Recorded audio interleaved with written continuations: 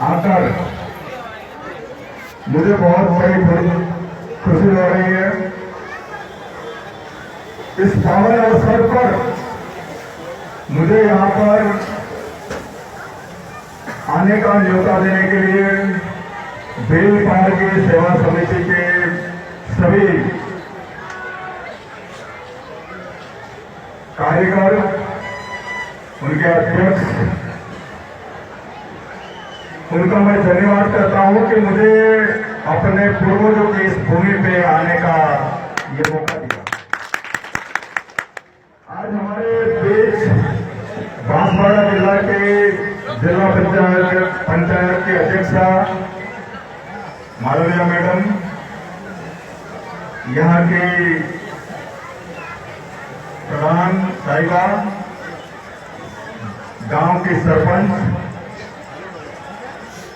सभी यहाँ मंच पर उपस्थित, मैं काफी लोगों के नाम नहीं जानता हूं, सभी मंचस्थ महानुभाव, आप सभी समाज के सभी वडील,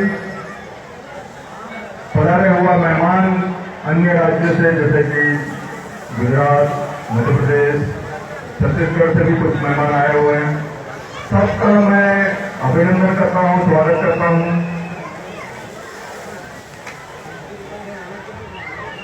साथियों और भाइयों और बहनों, मैं आपको कुछ मेरे क्षेत्र की बात बताना चाहता हूं।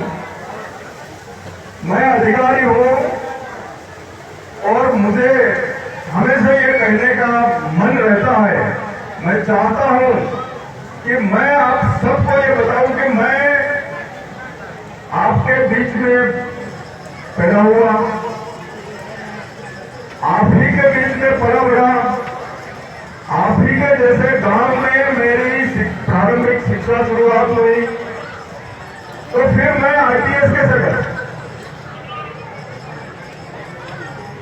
मुझे लगता है कि इस पूरे विस्तार में 2-3 गिने चुने हुए डायरेक्ट आईएएस आईपीएस बने हुए।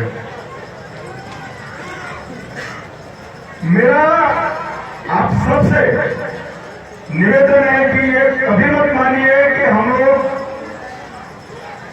कुछ खास बुद्धिमान है या तो कुछ हम लोगों को खास ईश्वर ने अलग से कुछ शक्ति दे रखी है, ऐसा कुछ भी नहीं है। हम लोग जो डायरेक्ट आईपीएस आईएएस बने हैं, जैसे कि यहाँ अभी राजेंद्र कुमार कटारा जी जो छत्तीसगढ़ में आईएएस अफसर है, जो बांसवाड़ा जिला से हैं, शायद हम में से काफी लोग जानते नहीं होंगे, मैं भी नहीं जानता था।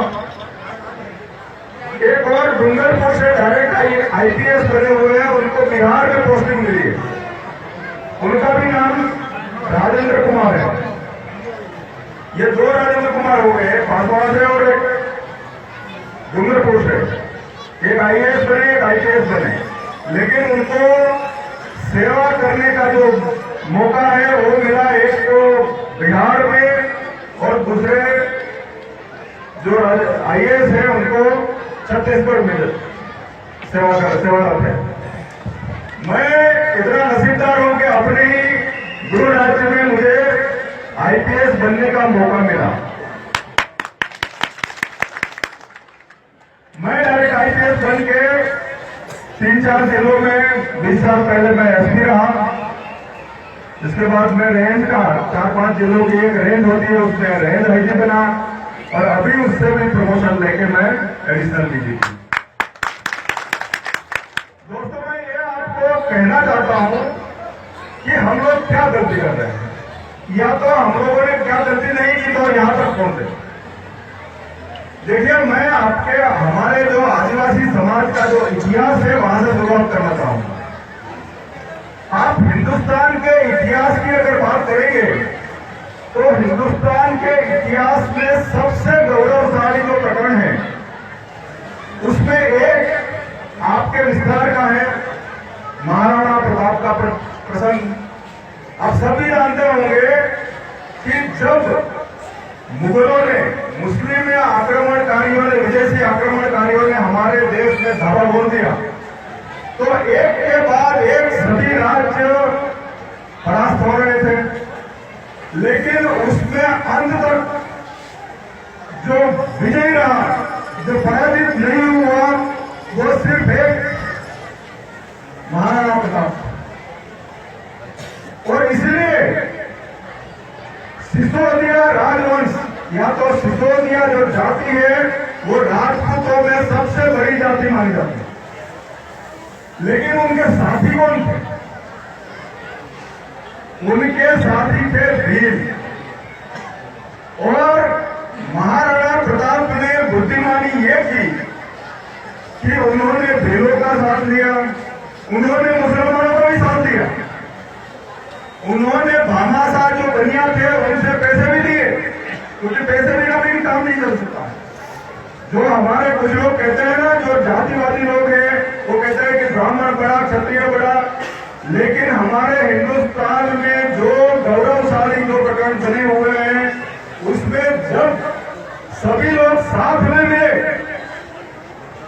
तभी हम लोग ने गौरवशाली प्रकरण बनाए हैं। अकेली किसी जाति ने कभी कोई गौरवशाली प्रकरण नहीं बनाया। आप छत्रपति शिवाजी महाराज की बात देख लीजिए, आप 2000 साल पहले के चंद्रगुप्त मौर्य की बात ले लीजिए, सभी लोगों ने सबका जब साथ लिया तब जाके उन्होंने इतना बढ़िया गौरवशाली इतिहास बनाया कि आज तक हम लोग उनके नाम से गौरव करते हैं। और इन सभी प्रकरणों में आदिवासी कहीं ना कहीं एक खास रोल में, प्रमुख रोल में देखा जाता है। आपने सुना होगा गुजरात में सोमनाथ का मंदिर है। सोमनाथ का मंदिर पर आज से 1000 साल पहले मोहम्मद गजनी ने दवा बोल दी। लड़ने के लिए कौन है? लड़ने के लिए उस विस्तार के जो राजवी परिवार के गोविल थे, हमीर जी गोविल, वो गए। और दूसरा लड़ने के लिए जाने वाला था वेगड़ा जी भील।